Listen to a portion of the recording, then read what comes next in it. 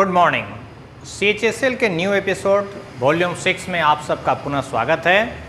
तो आज हम लोग CHSL से स्पेशल सीरीज के लिए आगे की ओर मूव करते हैं। मेरा क्वेश्चन है, एक व्यक्ति ने किसी पुस्तक में से पहले दिन टोटल पेज का 3/8 हिस्सा पढ़ा और जो बच गया उस बचे हुए में 4/5 हिस्सा सेकेंड डे उसने पढ़ लिया और इन दोनों पार्ट को पढ़ने के बाद अभी भी उसके पास 40 पेज पढ़ने के लिए बाकी रह गए हैं। तो सवाल ये है कि उस पुस्तक में टोटल कितने पृष्ठ हैं। तो चलें, हम पहला दिन हमने पढ़ा 3/8, दूसरा दिन हमने पढ़ा 4/5। दोनों के अगर आप लोअर पार्ट डिनोमिनेटर या हर का आप एलसीएम देखें तो वो नंबर है 5 और 8। तो 5 और 8 का एलसीएम होता है 5 5 और 8 का एलसीएम होता है 5 40। तो हम इसको मान लेंगे कि ये है टोटल हमारा पृष्ठ। टोटल पेज हमारे पास 40 है। अब फर्स्ट डे हमने क्या पढ़ा, तो 40 का 3/8 पढ़ गया, यानी कि 15 पेज पढ़ गया। अब सेकेंड डे कहता है शेष का, शेष मतलब क्या, टोटल 40 में पहला दिन हमने 15 पढ़ लिया, तो इस बचे हुए का 4/5 हिस्सा, 40 से 15 गया यानी 25 का 4/5, यानी कि 20 पेज आपने पढ़ा नेक्स्ट डे। टोटल पेज जो था वो था 40 में आपने 15 और 20 पढ़ लिया, तो अभी भी 5 पेज पढ़ने के लिए बाकी रह गए। लेकिन आपका क्वेश्चन कहता है ये 5 हिस्सा जो हमने निकाला उसका एक्चुअल वैल्यू है 40, यानी कि 5 यूनिट का एक्चुअल वैल्यू 40। 5 यूनिट का एक्चुअल वैल्यू 40। अब हमें क्या चाहिए, टोटल पृष्ठ। तो टोटल पृष्ठ हमने क्या माना था, 40। तो टोटल 40 यूनिट का एक्चुअल वैल्यू कितना, 5 से कटा 8 बार, यानी 8 चौका 32, यानी कि उस किताब में टोटल 320 पृष्ठ मौजूद हैं। तो आप जो हैं इसी में x लेकर भी काम कर सकते थे कि x का 3/8 पढ़ा, x का 4/5 पढ़ा, दोनों को जोड़ दिए, x में दोनों को घटा दिए, वो शेष है उतना बराबर 40 लेकर भी आप सॉल्व कर सकते हैं। लेकिन यदि आप इसको पूर्णांक में हैंडल करेंगे तो नेचुरली ये काम आपके लिए बेहद आसान होगा। कैलकुलेशन ओरल आप डील कर सकते हैं। मेरा क्वेश्चन है, किसी ड्रम में 3/5 हिस्सा किसी द्रव से भरा हुआ है। वो द्रव पानी भी हो सकता है, दूध भी हो सकता है, तेल भी हो सकता है, मसला वो नहीं है। मसला ये है कि जब उसमें 38 लीटर हम निकाल लिए द्रव को, अभी भी उसमें 1/8 हिस्सा बचा हुआ रह गया। तो अगेन हम उसी को पूर्णांक शेड्यूल में ले जाके काम करेंगे। पहले भरा हुआ था 3/5, अब बच रहा 1/8। दोनों के लोअर पार्ट देखिए 8 और 5, यानी एलसीएम अगेन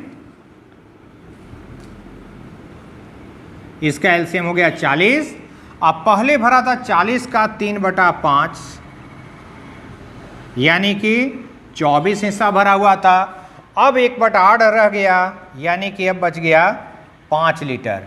तो कमी कितना आया, 24 - 5, यानी कि कमी हो गया 19 लीटर का। और ये 19 यूनिट 38 लीटर को रिप्रेजेंट करेगा। फिर चले 19 यूनिट 38 लीटर को रिप्रेजेंट करेगा। और हमसे पूछ रहा है टंकी की धारिता, कैपेसिटी, वॉल्यूम। तो ये कितना था, तो टोटल हमने लिया था 40 लिया था टोटल। तो 40 का एक्चुअल वैल्यू कितना, तो ये हो गया 40 दूनी 80 लीटर। एक विद्यालय है जहां को-एड चल रहा है, यानी लड़का लड़की दोनों आपके स्कूल में मौजूद हैं। लड़कियों की जो संख्या है उसमें 1/5 हिस्सा और लड़कों की जो संख्या है उसमें 1/5 हिस्सा किसी कार्यक्रम में पार्टिसिपेट कर रहे हैं, है ना। तो मेरा क्वेश्चन ये है कि कितने पार्ट ऐसे रह गए जो किसी भी कार्यक्रम का हिस्सा नहीं बने हैं। तो एक नज़र में देखने में तो ये लगता है कि इसका जवाब हम दे ही नहीं सकते हैं, लेकिन कंपटीशन का क्वेश्चन में थोड़ा आंख नाक कान दिमाग सब खुला रखना है। अगर लड़की में 1/5 हिस्सा शामिल होते हैं तो टोटल लड़की को हम मान ले 5, है ना। टोटल लड़की को मान लिया 5, तो कार्यक्रम में कितने लोग हैं, 5 का 1/5। कितने नहीं गए, तो 5 से 1 गया, 4 लोग नहीं गए। अब हम लड़कों पे आ जाएं। लड़का 1/8 है, यानी कि 8 लड़का मान ले टोटल। 1 लड़का गया, 7 नहीं गया। अब हमसे क्या पूछा गया? क्वेश्चन दो तरह से होते हैं, कितने लोग गए या कितने लोग नहीं गए। अगर कितने गए, 1 1 2 गए। कितने नहीं गए, तो 4 और 7 11 नहीं गए। कितने में? 5 और 8 13 में। तो अगर कितने लोग गए तो 2/13 गए हैं। कितने नहीं गए तो 4 और 7 11 बटा टोटल यानी कि 13 नहीं गए। तो फिलहाल हमसे पूछा है कितने लोग नहीं गए, इससे मेरा जवाब 11/13। मेरा क्वेश्चन अगेन सिंप्लीफिकेशन पार्ट का है और इसमें आपसे पूछ रहा है कि इसको सॉल्व करने के बाद आपका रिजल्ट क्या आएगा। तो अगर हम इन दोनों पार्ट पे फोकस करें तो लोअर पार्ट अगर हम देखें तो 2 + √2 और √2 - 2 यानी कि दोनों टर्म के रूप में दोनों सेम है, लेकिन कंडीशन ये है कि एक में 2 + √2 का कंडीशन है तो इसमें √2 और 2 का मेल बन रहा है। तो माइनस को हम एक्सचेंज नहीं कर सकते, लेकिन प्लस को एक्सचेंज किया जा सकता है। तो इसको हम √2 + 2 भी कह सकते हैं ना, क्योंकि योग में क्रम विनिमय से कोई फर्क नहीं पड़ता। अब हम सिर्फ इन दोनों पे फोकस करें तो ये पार्ट यहां आ जाएगा, ये पार्ट यहां आ जाएगा, नीचे a + b × a - b का फ्रेम हो जाएगा। तो a + b × a - b क्या होता है? a² यानी √2 का स्क्वायर 2 - b² यानी 2 का स्क्वायर 4। अब ये पार्ट यहां आ जाएगा तो √2 - 2, ये पार्ट यहां जाएगा, लेकिन बीच में प्लस है तो आप भी प्लस लगाएं, √2 + 2, 2 2 कैंसिल, यानी ये पार्ट बन गया 2√2/2 में 4 गया -2, ये कट गया, यानी रिजल्ट हो गया -2।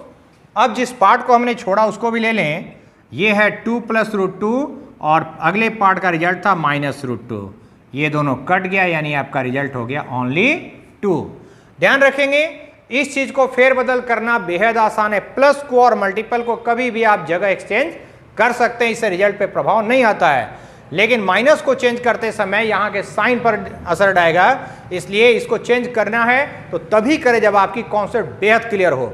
वैसे प्लस को करके भी जब वही हासिल हो रहा है तो क्यों हम इसमें दिमाग लगाएं। ठीक है, हमारे पास कंडीशन कहता है √x - √y = 1 और √x + √y = 23 हो तो √xy का वैल्यू कितना होगा। तो इसको हम लोग, एक तरीका है शॉर्टेस्ट जिसमें डायरेक्टली एक √x और √y का वैल्यू हम जान सकते हैं। यदि दो इक्वेशन a + b और a - b के फ्रेम में हो और दोनों का रिजल्ट दिया हो तो a जो दोनों में सेम है उसका वैल्यू इन दोनों को जोड़कर हाफ करने से आएगा और b इसका रिजल्ट दोनों के डिफरेंस को हाफ करने से आएगा। तो आप देख सकते हैं दोनों का पहला टर्म √x है, दोनों का सेकेंड टर्म √y है। तो यहाँ पहला टर्म यानी कि √x का वैल्यू क्या होगा? दोनों का सम बाय 2, तो 23 और 1 24/2 यानी कि 12। सेकेंड टर्म √y, इसका वैल्यू दोनों का डिफरेंस बाय 2, तो 23 से 1 गया 22/2 यानी कि 11। अब आपको चाहिए √xy, तो √x है 12, √y है 11, इसको गुना कर दें तो रिजल्ट हमारा क्लियर। बड़े आराम से हम इसको डील कर सकते हैं, आप चाहे इसको फॉर्मूला पर भी ले जाके सॉल्व कर सकते हैं। फॉर्मूला में क्या है? a + b होल स्क्वायर बराबर a - b whole square plus 4ab। तो आपको a + b यानी कि इसका वैल्यू 23 रखना है, a - b यानी कि 1 रखना है और 4 को इधर ट्रांसफर करेंगे तो ab आपके पास यानी √x × √y रह जाएगा। ठीक है, लेकिन इसमें टाइम जाएगा, इसलिए इसका कोशिश ना करें, डायरेक्ट वे में जाने का कोशिश करेंगे। दो संख्या दिया है, कहता है इन दोनों के योग में से कितना घटा दिया जाए ताकि जो शेष बचे, यानी दोनों को जोड़ में से जो घटा के रिजल्ट आएगा वो कितना हो, तो इन दोनों के डिफरेंस के इक्विवेलेंट हो। तो हम इस पर चलें, कह क्या रहा है? 14.5/33 और 5.7/33 के योग में, योग मतलब दोनों का जोड़ में से क्या घटा दिया जाए। मान लिया हम x घटाते हैं तो शर्त क्या होना चाहिए? इन दोनों के डिफरेंस के बराबर। किन दोनों के? तो जो नंबर आपको दिया गया है, यही आपका क्वेश्चन का डिमांड है। लिखते समय जो कर रहा है तब उसको सेटअप करने का प्रयास कीजिए और जब सोल्व कीजिए तो एकदम फुल स्पीड में मार दीजिए। तो आप लेफ्ट भी दोनों नंबर देख रहे हैं सिमिलर है और साइन सेम है तो एक कटिंग हो जाएगा। अब इन दोनों को देखें डिफरेंट साइन है तो ये जुड़ जाएगा, तो -x को इधर ट्रांसफर करेंगे +x, इस नंबर को यहां लाएंगे तो माइनस है तो इधर आके प्लस, यानी x का वैल्यू इसका डबल, यही ना। तो 5.7/33 प्लस 5.7/33, 5 और 5 10, 7 और 7 14/33। डायरेक्टली सिर्फ तब जोड़ेंगे जब नीचे का नंबर आपका सेम होगा, ना तो कहीं भी मत मार दीजिएगा, गड़बड़ा जाएगा। दोनों के नीचे चूंकि सेम था 33 था, इसलिए हमने इन दोनों को डायरेक्टली जोड़ लिया। सवाल है, ये बिल्कुल पुराने समय वाला कंडीशन है। आप 100 कॉल जब शुरू का करेंगे तो आपकी रेट लगेगी एक कॉल का 30 पैसा। फिर आप आगे बढ़ते हैं 100 से 101 आ जाएगा तो 30 के जगह 25 पैसा प्रति कॉल स्टार्ट होगा। लेकिन ये भी 100 कॉल तक, यानी जब 200 पर आप पहुंचेंगे तो 201 नंबर से स्टार्ट होकर आपका 20 पैसा प्रति कॉल की व्यवस्था होगी। अब सवाल है, आपके पास है 50 रुपया और आपको देखना है कि कितने कॉल संभव है। तो पहला जो भी कॉल करेंगे वो तो 30 पैसे के हिसाब से होगा, और 100 कॉल जब करेंगे तो 100 कॉल का दाम कितना हो गया 30 रुपया। लेकिन आपके पास है 50 रुपया, यानी कि अभी भी आपके पास 20 रुपया शेष बचा है। ठीक है, अब ये 20 रुपया जो बचा उसमें अगर आप 100 कॉल करना चाहें तो 100 कॉल का 25 रुपया लग जाएगा, मतलब अब आपका रिजल्ट 100 के अंदर ही रह जाएगा इसके बाद। तो अब हम देखें अगले कंडीशन में 25 पैसा यानी 25/100 पैसा, इतना में आप एक कॉल कर रहे हैं। आपके पास है 20 रुपया, इतना में आप कितना कॉल करेंगे। ठीक है, 25 पैसा का मतलब 25/100 रुपया हो गया। इतना में आप एक कॉल करते हैं तो 20 रुपया में आप कितने कॉल कर सकेंगे। 25 चौका 100 यानी कि 20 चौका 80 कॉल आप सेकेंड राउंड में करेंगे। फर्स्ट राउंड में आप 100 कॉल किए, सेकेंड राउंड में आपने 80 कॉल किया, यानी कि टोटल कॉल अगर हम बोलें तो ये हो गया 100 प्लस नेक्स्ट का 80, 180 कॉल होगा। ये भी एक सिंप्लीफिकेशन का क्वेश्चन है जो एसएससी में कई बार आ चुका है।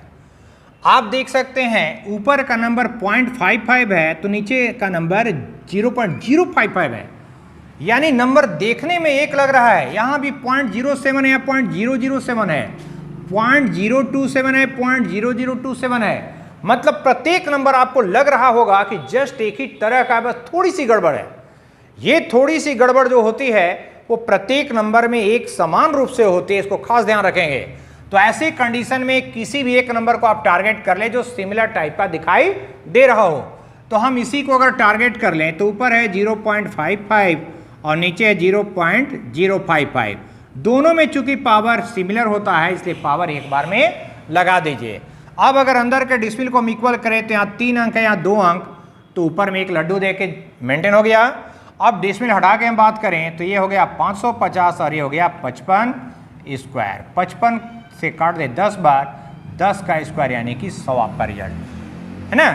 तीनों में नहीं करना है, ये नहीं कि पहला में भी 100 दूसरा में भी 100 करके 300 ला लिया रिजल्ट, ये कॉमन निकल जाएगा है ना। 1/10 का स्क्वायर जो आपका कॉमन एक्चुअली निकल जाएगा, इसलिए आपका रिजल्ट 100 हो जाएगा। सॉरी 1/10 हमने बोल दिया, 10 कॉमन निकल जाएगा, फिर जो लोअर नंबर होगा वही नंबर ऊपर भी हो जाएगा। इस कंडीशन में भी जाके आप सॉल्व कर सकते हैं। लेकिन अगर प्रत्येक नंबर में सिर्फ एक डिसिमल का हेर फेर है तो एक डिसिमल का मतलब 10, अब नीचे बड़ा है या ऊपर बड़ा है उसके अनुसार आप उधर में 10 को प्लेस करें। ठीक है, पावर 2 है 2 लगाएंगे, पावर 3 है तो पावर 3 लगा दें। चलिए अगेन घातांक करनी बेस्ड कैलकुलेशन है आप लोग का। मैंने बताया था अगर बेस सिमिलर हो तो डिवाइड के लिए पावर को घटाते हैं और गुना के लिए पावर को जोड़ते हैं। तो पहले हम पावर को सेट करें, 3 चौका 12 और यहाँ देखें 2 तिया 6 और यहाँ देखें तो 5 को 0 से करेंगे तो आ गया 0। अब बेस सिमिलर होने के कारण पावर यहाँ 12 है, भागा के लिए पावर को घटाते हैं और गुना के लिए पावर को जोड़ते हैं, यानी कि 4 का पावर 12 से 6 हो गया 6। आपका क्वेश्चन है a² + b² का वैल्यू दिया है, ab का वैल्यू भी दिया है और आपसे पूछ रहा है 1/a प्लस 1/b का वैल्यू क्या होगा। तो पहले इस पर हम कंसंट्रेट करें कि इसमें इसका यूज़ कैसे किया जा सकता है। तो अगर इसका हम एलसीएम ले तो ये b यहाँ जाएगा और a यहाँ जाएगा, यानी कह सकते हैं a/b/ab हमको चाहिए।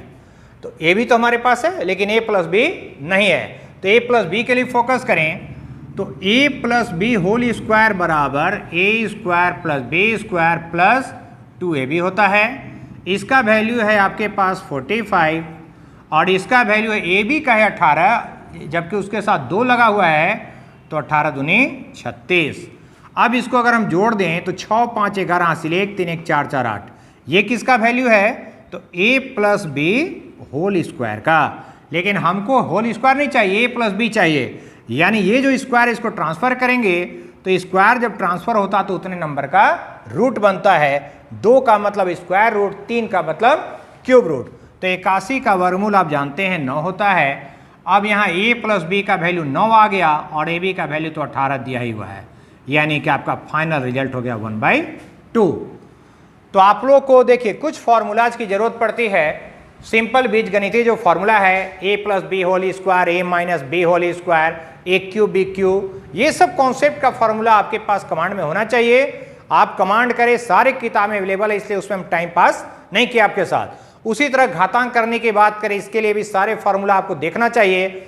जितना देखेंगे उतना ही आप क्वेश्चन को आराम से एग्रेसिव होकर बनाने में सक्षम हो सकते हैं। ठीक है, तो आज के लिए इतना ही। फिर नेक्स्ट वीडियो में वॉल्यूम 7 के साथ आपके सामने प्रस्तुत होंगे। तब तक के लिए बाय बाय।